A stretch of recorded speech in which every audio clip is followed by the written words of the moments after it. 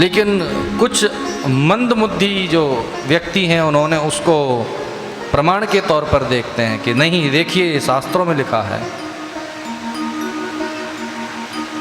और लिखा है ये देख लेंगे, लेकिन ये नहीं देखेंगे वो कह कौन रहा है। रामायण में एक वाक्य आता है, ढोल गमार शूद्र पशु नारी सकल ताड़ना के अधिकारी। ढोल गमार शूद्र पशु और नारी सकल ताड़ना के अधिकारी। तुलसीदास जी की जो रामायण है उसमें लिखा हुआ है। अब बहुत से लोग बहुत आते हैं मेरे पास, गुरुजी हम पति पत्नी में बहुत झगड़ा होता है।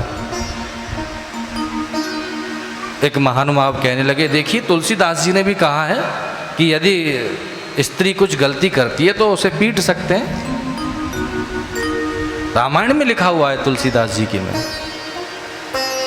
अरे तुलसीदास जी की रामायण में लिखा हुआ है, लेकिन ये देखो कि कह कौन रहा है। समुद्र कह रहा है, और उसमें ताड़ना शब्द जो है वो पीटने से नहीं है। ताड़ने के भी कई अर्थ हैं। ढोल को बजाने के लिए उसको ताड़ना पड़ता है, जब उसमें से ताल निकलती हैं। ऐसे ही गमार व्यक्ति को मारने से नहीं है। अरे जो दुष्ट व्यक्ति है उसे आप पीट के सही थोड़ी कर सकते हो, लेकिन उस पर दृष्टिपात आप कर सकते हो कि वो कहीं कोई गलत काम करे तो उस काम को करने से पहले रोका जाए उसको। ताड़ना का मतलब उसको दृष्टि डालना, देखना कि ये कुछ गलत तो नहीं कर रहा है। शूद्र, ऐसे ही शूद्र का मतलब गलत मत समझ लेना आप लोग।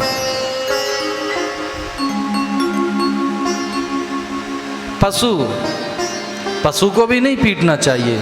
पशु को ताड़ने का भी अर्थ पीटना नहीं होता है। दृष्टिपात करना, उसके संयम में रखना।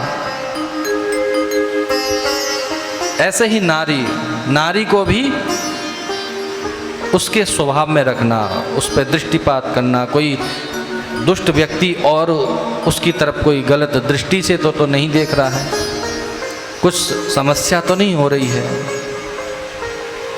ताड़ने का शब्द मारने से नहीं है, ताड़ने के तो बहुत अर्थ हैं। और ये बात समुद्र कह रहे हैं, ना कि गोस्वामी तुलसीदास जी ने कहा, ना ही राम जी ने कहा। अगर ये कहा जाए कि रामायण में लिखा है तो रामायण में लिखा है, लेकिन समुद्र कह रहा है। अगर इसका ताड़ने का अर्थ पीटने से ही लगाते हो